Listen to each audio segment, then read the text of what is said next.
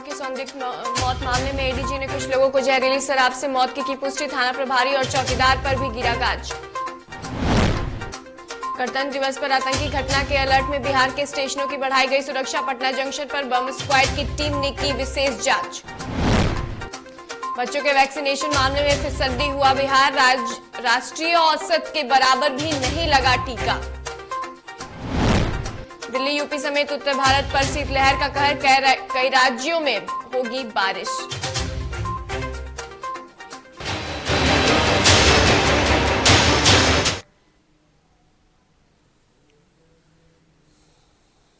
नमस्कार, आप देख रहे हैं डीटीवी भारत और मैं हूं आपके साथ एकता। चलिए बुलेटिन की शुरुआत करेंगे, लेकिन उससे पहले रुक कर लेते हैं एक बड़ी खबर की। तो बड़ी खबर इस वक्त सामने आ रही है। तो आज जेडीयू आज यूपी में उम्मीदवारों की लिस्ट कर सकती है जारी। तो ये बड़ी खबर आपको बता रहे हैं, जहां आज उम्मीदवारों की लिस्ट जारी हो सकती है। जेडीयू आज यूपी में उम्मीदवारों की लिस्ट जो है उसको जारी कर सकती है। तो ये बड़ी खबर आपको बता रहे हैं। दिल्ली में पार्टी की तरफ से बुलाई गई है प्रेस वार्ता। तो ये बड़ी खबर आपको बता रहे हैं, जहां प्रेस वार्ता में उम्मीदवारों की पहली सूची की हो सकती है घोषणा।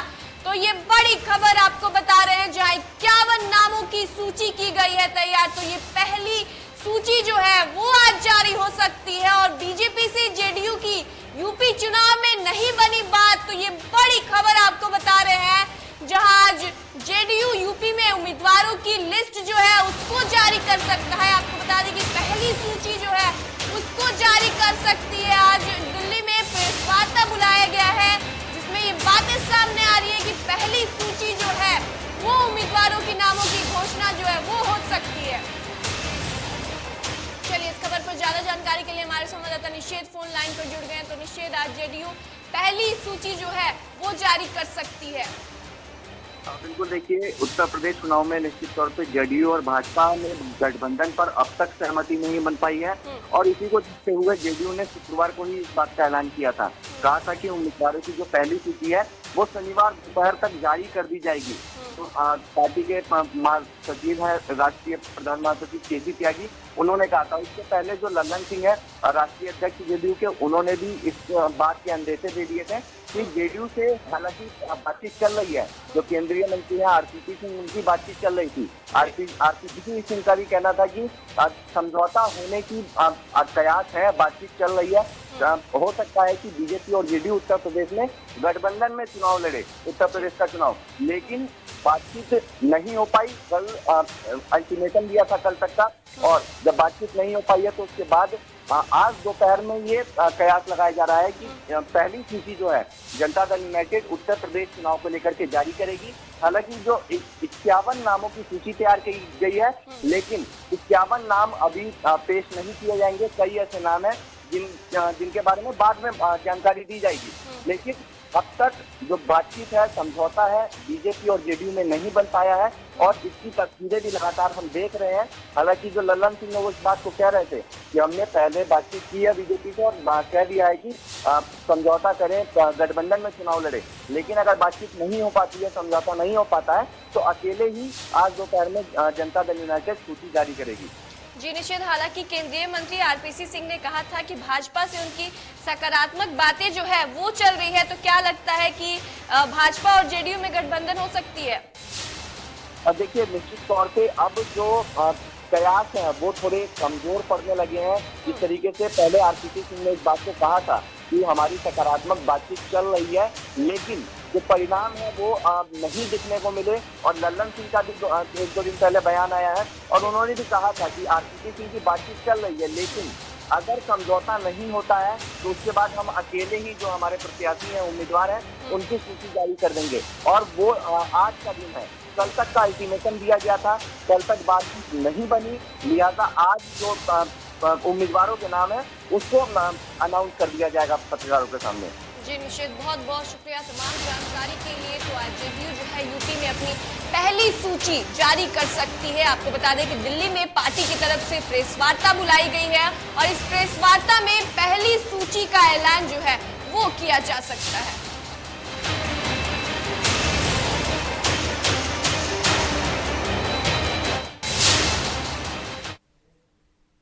बात करें सारण की, जहां सारण जिले में संदिग्ध परिस्थितियों में 14 लोगों की मौत की खबर मीडिया में आने के बाद छपरा परिसदन में बिहार के गृह सचिव के सेंथिल कुमार और ADG law and order Sanjay Singh के नेतृत्व में एक हाई लेवल मीटिंग हुई, जिसमें सारण प्रक्षेत्र के कमिश्नर पूनम और डीआईजी के साथ एसपी सहित जिले के सभी आला अधिकारी शामिल थे। वहीं ADG law and order Sanjay Singh ने बताया कि कुछ लोगों ने शराब का सेवन किया था, लेकिन शवों का दाह संस्कार हो जाने के कारण सिर्फ 4 लोगों का पोस्टमार्टम हो पाया, जिसकी रिपोर्ट का इंतजार किया जा रहा है। वहीं एसपी सारण संतोष कुमार ने बताया कि 14 लोगों में से 5 लोगों की शराब पीने से मौत की संभावना की बातें सामने आई है।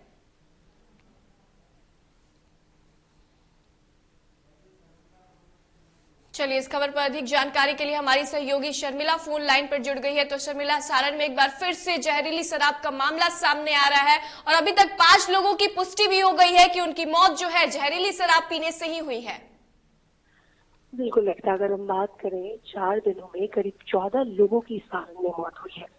और इन मौतों का कारण अगर परिजनों की माने तो परिजन यही बोल रहे हैं कि शराब पीने की वजह से ही इन 14 लोगों की मौत हुई है। लेकिन फिलहाल अधिकारियों ने बताया कि 5 लोगों का पोस्टमार्टम हुआ है और पोस्टमार्टम में ये पता चला कि 5 लोगों की मौत शराब पीने से हुई है। और आपको ये भी बता दें कि पिछले 4 दिनों में 14 मौतें हुई है। इस परिजन लगातार ये बोल रहे थे कि शराब पीने से मौत हो रही है, तो अधिकारी इस बात से इनकार कर रहे थे।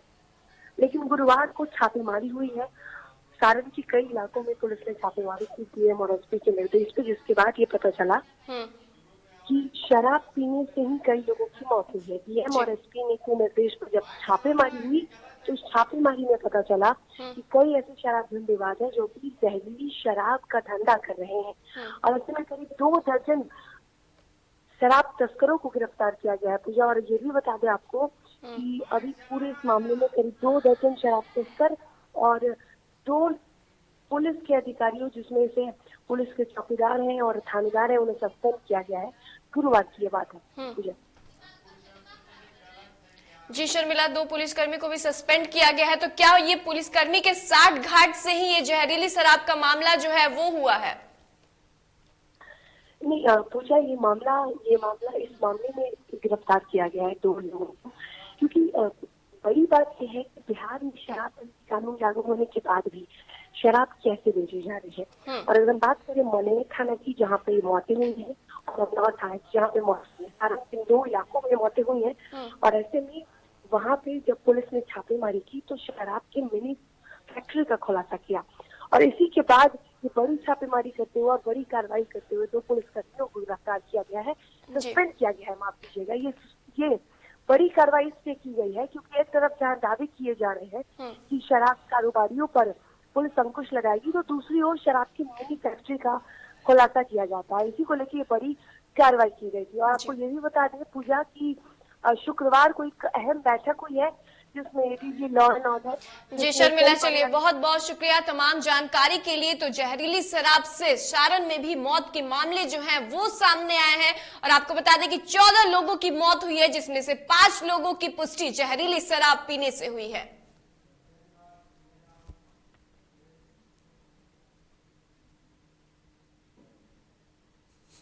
पूरी तरह होश में है, ठीक है। उसका एक ही कंप्लेन है, उसको दिखना बंद हो गया कल शाम से। जी जी, ठीक है। 4 दिन पहले अल्कोहलिक का हिस्ट्री था जी, वो देशी कुछ पिया था, देशी था शराब, और उसके बाद से धीरे धीरे उसको दिखना बंद कम होते। देखिए अभी जैसा कि आप लोगों ने देखा, पटना से भी वरीय पदाधिकारियों की टीम आई है, जिसमें कि सेक्रेटरी हैं और ADG law and order, IG provision और एक्साइज कमिश्नर सर आए थे, और कमिश्नर मैम और डीआई सर भी यहाँ मौजूद थे, और यहाँ पर प्रभारी जो अभी के जिलाधिकारी हैं और मेरे साथ और एक्साइज सुपरिटेंडेंट के साथ विस्तृत समीक्षा की गई है पूरी परिस्थिति की।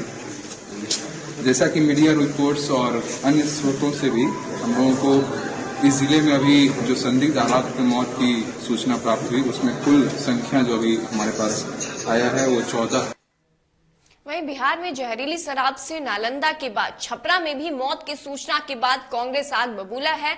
ऐसे में कांग्रेस ने अब सीएम नीतीश को चेतावनी दी है, जिसको लेकर कांग्रेस विधायक प्रतिमा दास ने सीएम नीतीश को कहा है कि अगर मुख्यमंत्री जल्द ही शराबबंदी कानून को खत्म नहीं करते हैं तो जिन लोगों की जहरीली शराब से मौत हुई है उनके हत्या का केस मुख्यमंत्री नीतीश कुमार पर दर्ज होनी चाहिए, जिसके लिए वह सुप्रीम कोर्ट से मांग करेंगी। बिल्कुल खत्म कीजिए और अपने जो आपके सगे संबंधी जो माफिया हो गए हैं, जो करोड़पति अरबपति बन रहे हैं, उसी के वजह से शराबबंदी लागू है। ये नहीं चाहते हैं कि शराब खुले और आम आदमी का जीवन सुरक्षित किया जाए। आज शराब बंद है तब ना लोग जहर वहर पी के मर रहा है। किसी के खाने पीने पर रोक लगा दीजिएगा। डायबिटीज है, बीपी है, तो क्या तेल मसाला आदमी छोड़ देगा? मिठाई खाना छोड़ देगा? क्या खाएगा? हवा पिएगा क्या? बिहार में शराबबंदी कानून खत्म होना चाहिए। बिल्कुल खत्म होना चाहिए, नहीं तो बिहार के मुख्यमंत्री पे हत्या का मुकदमा चलना चाहिए। जितने लोग मर रहे हैं हत्या का मुकदमा चलना चाहिए। वहीं मुजफ्फरपुर में उत्पाद विभाग ने कई मामलों में जब्त अवैध शराब की खेप का न्यायालय से आदेश मिलने के बाद पुलिस लाइन परिसर में विनिष्टीकरण किया। वहीं पूरे मामले की जानकारी देते हुए उत्पाद सब इंस्पेक्टर ने बताया कि उत्पाद विभाग की टीम ने कई मामलों में जब्त हजारों लीटर विदेशी शराब का पुलिस लाइन परिसर में विनिष्टीकरण किया। जिलाधिकारी मुजफ्फरपुर के आदेशानुसार उत्पाद विभाग पुलिस विभाग के द्वारा जब्त विभिन्न कांडों में अवैध विदेशी, देशी एवं चुलाई शराब को आज पुलिस लाइन परिसर में विनष्ट किया जा रहा है। मुंगेर जिला अंतर्गत आने वाले विभिन्न थाना और उत्पाद विभाग के द्वारा जब्त कुल 47 केसों में बरामद सैकड़ों लीटर देशी और विदेशी शराब को उत्पाद अधीक्षक के नेतृत्व में जेसीबी के माध्यम से नष्ट किया गया। वहीं जानकारी के अनुसार 47 कांडों में पकड़ाए 600 लीटर देशी और 550 लीटर विदेशी शराब के साथ साथ महुआ शराब बनाने के उपयोग में आने वाले 250 किलो महुआ फूल को नष्ट किया गया। वहीं उत्पाद अधीक्षक विपिन कुमार ने बताया कि न्यायालय के आदेश के बाद इन सारे बरामद शराबों को विनिष्ट किया गया।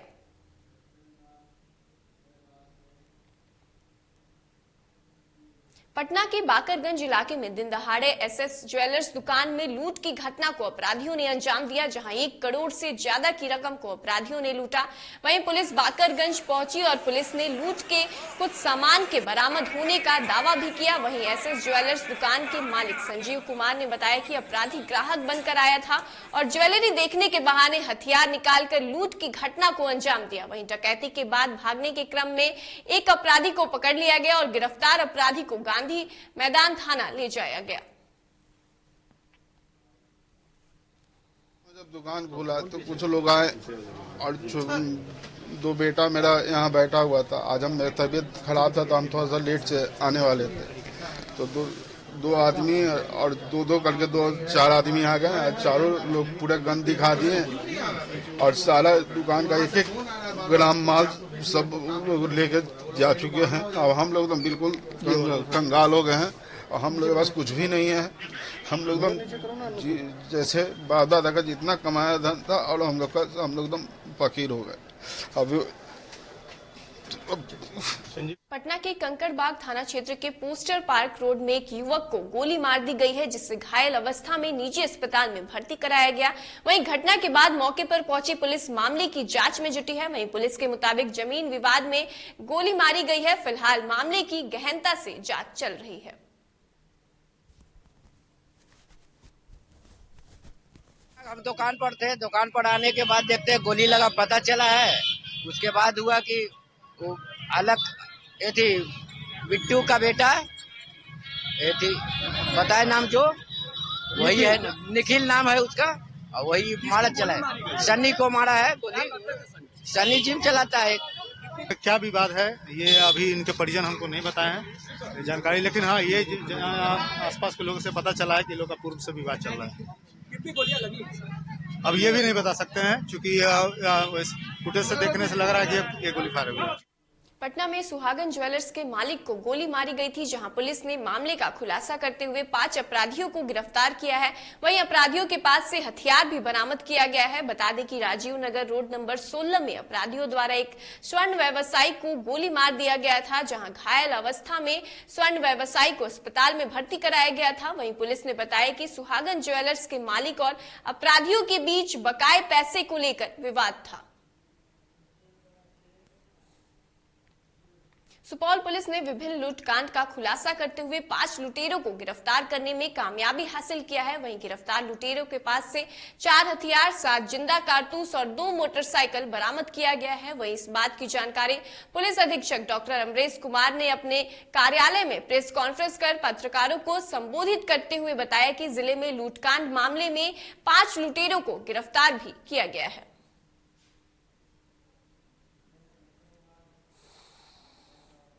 बगहा के मधुबनी प्रखंड के सीडीपीओ कार्यालय के संविदा कर्मियों के द्वारा 17 जनवरी से ही राज्य संविदा कर्मी महासंघ के बैनर तले सेवा स्थायी करने और वेतनमान के लिए जन आंदोलन कर काली पट्टी बांधकर विरोध प्रदर्शन किया और सरकार के सामने अपनी मांग रखी। वहीं मांग को लेकर संविदा कर्मी ने कहा कि मांग नहीं मानी गई तो 31 तारीख तक प्रदर्शन करेंगे। हम सभी संविदा कर्मी हैं और सरकार के रवैया के कारण हम लोग पूर्व से सभी कोई सरकार को अल्टीमेटम देते रहे, लेकिन सरकार की तरफ से किसी भी तरह का हम लोग का एक सुविधा नहीं दिया जा रहा है। हम लोग अपने सरकार से मांग रखने के लिए हम लोग चरणबद्ध तरीके से सभी ब्लॉक की सभी एमएस काला पट्टी लगाकर सरकार के मतलब अपने मांगों को लेकर काला पट्टी लगा के आंदोलन कर रहे हैं। कटिहार के अंचल कार्यालय में अंचलाधिकारी से नाराज अंचल कर्मियों ने बवाल किया और अंचलाधिकारी पर गंभीर आरोप भी लगाया। दरअसल पिछले दिनों एक व्यक्ति के शिकायत के बाद सीओ ने संविदा कर्मी को उस व्यक्ति के सामने फटकार लगाया और तो उस व्यक्ति ने भी संविदा कर्मी के साथ मारपीट किया, लेकिन सीओ कुछ नहीं बोले, जिससे नाराज कर्मियों ने हंगामा किया। वहीं सीओ सफाई देते हुए नजर आए। वहीं इस मामले में एसडीएमएन ने जांच की बात की। किसी भी स्टाफ को समझा के साथ कोई काम ले, हम लोग तैयार हैं। 12 बजे रात तक तैयार है काम करने के लिए। चाहते क्या? हम लोग चाह रहे हैं कि हम लोग को जो है सही ढंग से सही तरीके से कोई गाली गलौज नहीं, प्रेम से बोले। नहीं करेंगे तब फिर जो करना है करें। हम लोग तैयार हैं। 35 वर्ष की उम्र में 35 वर्ष तक मैंने सर्विस किया, आज तक कोई एक दाग नहीं लगा, एक पिटीशन नहीं हुआ। इनके टाइम में बार बार FIR करने की धमकी दी जाती है। 18 अगस्त को आवेदित किया था। संबंधित कर्मचारी अशोक गुप्ता है, उनके पास पिछले 6 महीना से पेंडिंग है। अनेकों स्मार के बाद कहने के बाद वो बार बार तगादा कर रहे थे मेरा सुधार दिया जाए। इनके कार्यशैली में सुधार नहीं हुआ, तो शंकर जी को हमने कहा जाके इनका आवेदन क्या है ऑफिस कॉपी लेके आइए, जो करना अभी कर देते हैं इनके सामने में। तो संजोग से एक ले आए, तो उसको जो साथ में कोई पंकज नाम के व्यक्ति थे, पंकज सिंह, तो डीडीसी सर ने उनको भेजा हुआ था कि जाइए सीओ साहब अभी तुरंत कर देंगे। तो हम उसके लिए चाह रहे थे कि तत्परता से इसका जल्दी से काम हो जाए, विवाद समाप्त हो जाए। रूप से लिख के दीजिए, मैं डीएम सर के संज्ञान में लाऊंगा।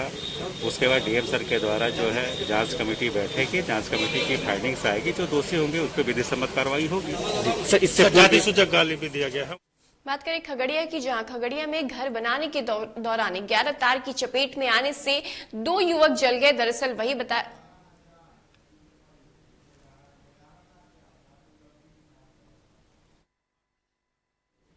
तो खगड़िया में घर बनाने के दौरान 11,000 की चपेट में आने से 2 युवक जल गए। दरअसल वही बताया जा रहा है कि दोनों युवक अपने ही 2 मंजिले का मकान चैटिंग कर रहे थे, जहां नजदीक में 11,000 का तार गया हुआ था। उसी के चपेट में आने से दोनों नीचे गिरे और बुरी तरीके से जख्मी हो गए। वही सूचना मिलते ही दोनों को सदर अस्पताल में भर्ती कराया गया, जहां उनका इलाज जारी है।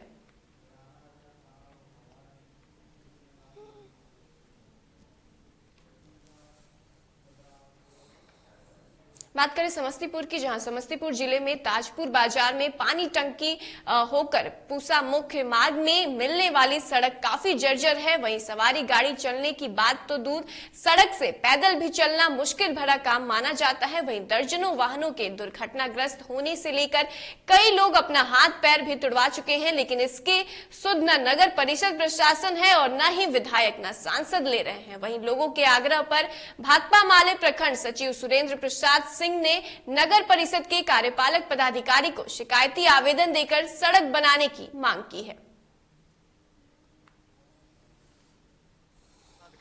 ताजपुर के नगर परिषद क्षेत्र के रहमाबाद वार्ड नंबर 8 की सड़क है। इस सड़क से ट्रैक्टर ट्रक वाहन का आना जाना तो छोड़िए, पैदल चलना मुश्किल है। इस सवाल को लेकर के ताजपुर के वीडियो को पहले अब नगर परिषद के कार्यपालक पदाधिकारी को भाकपा माले की ओर से हमने कई बार लिखित दिया है, बावजूद सड़क का रिपेयर नहीं किया गया है। वहीं गणतंत्र दिवस पर सुरक्षा को लेकर जीआरपी पूरी तरह से अलर्ट है। रेलवे स्टेशनों पर चौकसी बढ़ा दी गई है। वहीं आने जाने वाली ट्रेनों में सघन तलाशी भी शुरू कर दी गई है। रेलवे ट्रैक की निगरानी के साथ ही संदिग्ध यात्रियों पर पैनी नजर रखते हुए उनकी तलाशी ली जा रही है। वहीं इस अभियान के तहत शुक्रवार को बम स्क्वाड की टीम ने भी विशेष जांच अभियान चलाया, जहां रेलवे ट्रैक और यात्रियों की जांच की। वहीं आपको बता दें कि यह सब 26 जनवरी तक विशेष रूप से किया जाएगा, जिसकी जानकारी जीआरपी के अधिकारियों ने दी। वहीं संदिग्ध यात्रियों की चेकिंग के लिए 4 पालियों में जवानों को मुस्तैद किया गया है और रेलवे स्टेशन के प्रवेश एवं निकास द्वार पर हैंड मेटल डिटेक्टर से यात्रियों एवं उनके सामानों की जांच की जा रही है। यही नहीं, माइकिंग के जरिए यात्रियों को लावारिस वस्तुओं से दूर रहने की लिए जागरूक किया जा रहा है। वहीं गुरुवार को भी चेकिंग के दौरान प्लेटफॉर्म पर घूमते मिले कई संदिग्ध युवकों को पकड़ा गया। बाद में उनसे जुर्माना वसूला गया। सादे लिबास में भी जीआरपी के जवान रेलवे स्टेशनों के साथ ही प्रमुख ट्रेनों की जांच करेंगे। वहीं कंबोज यही व्यवस्था फुलवारी शरीफ, दानापुर, पाटलिपुत्र, राजेंद्र नगर और पटना साहिब आदि स्टेशनों पर रहेगी।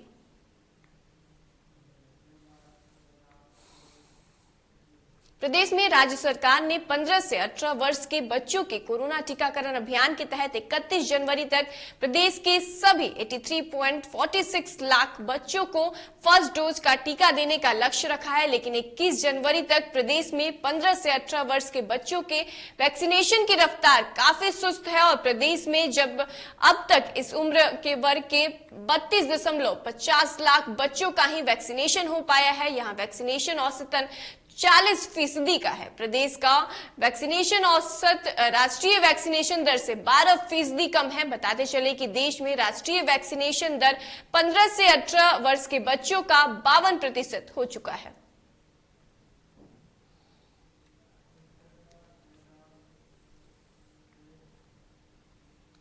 बिहार में एनडीए के भीतर दिख रही तलखी पर लोजपा रामविलास के राष्ट्रीय अध्यक्ष चिराग पासवान ने प्रतिक्रिया दी है। चिराग ने कहा है कि जिस तरीके से बयान मुकेश सहनी ने दिया है ये उनके अपने विचार हैं। हालांकि मैंने पहले भी कहा है कि सीएम नीतीश कुमार के समझ चुके हैं कि बिहार में सरकार कभी भी गिर सकती है, इसलिए सीएम नीतीश अपने तथाकथित समाज सुधार अभियान पर निकले थे। जो कहीं आए जाए तो वो ऐसी यात्रा पर तभी निकलते हैं जब वो चुनाव की तैयारी में लगे होते हैं। और ये मैं मान के चल रहा हूँ कि मुख्यमंत्री जी कहीं ना कहीं भीतर ही भीतर इस बात को समझ गए हैं कि बिहार में कभी भी सरकार गिर सकती है और उन्होंने अपने आप को ऑलरेडी वो इलेक्शन मोड में आ गए, चुनाव की तैयारी में वो लग चुके हैं कि फिलहाल मेरे लिए मेरी पार्टी लोक जनशक्ति पार्टी रामविलास को नई मजबूती देना, संगठन के स्तर पर इसको मजबूत करना, पूरी नई प्रदेश कमेटी हम लोग की तैयार हुई है और नए सिरे से हम लोग संगठन के कार्यों में हम लोग लगे हुए। तो अभी आज की तारीख में मेरी पूरी प्राथमिकता पार्टी के विस्तार, संगठन को मजबूत करना। और जैसा मैंने कहा कि गठबंधन की बात तब होगी जब कोई चुनाव आएगा। एमएलसी चुनाव में पार्टी ने पुनः फैसला लिया है कि हम लोग अकेले चुनाव लड़ेंगे। अगर कोई बीच में मध्यवर्ती चुनाव नहीं होता तो आगामी 24 में जो चुनाव होंगे गठबंधन की चर्चा उस वक्त की जाएगी।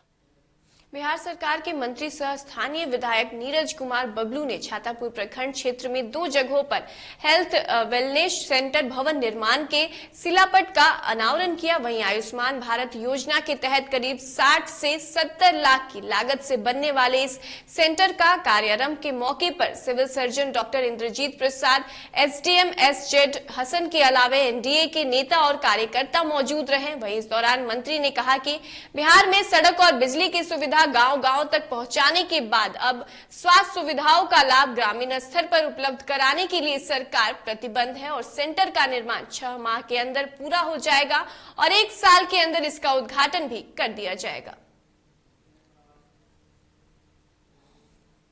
बात करें मौसम संबंधी खबरों की, जहां राजधानी दिल्ली सहित उत्तर भारत के कई राज्यों में कड़ाके की ठंड खत्म होने का नाम नहीं ले रही है। इसी बीच शुक्रवार को मौसम विभाग ने कहा कि आज उत्तर भारत में कई राज्यों में मौसम में बदलाव देखने को मिल सकता है। दरअसल मौसम विभाग ने कहा कि आज यानी 22 जनवरी से पंजाब, हरियाणा, चंडीगढ़, दिल्ली, उत्तर प्रदेश, बिहार और राजस्थान में बारिश, ओले और भयंकर ठंड पड़ने जा रही है। वहीं ठंड का आलम यह है कि पिछले एक हफ्ते से दिल्ली वाले लगातार ठिठुर रहे हैं। वहीं यूपी में भी ठंड और कोहरे ने कोहराम मचा रखा है, तो बिहार वाले शीतलहर से कांप रहे हैं। वहीं राजस्थान में भी ठंड भयंकर पड़ रही है।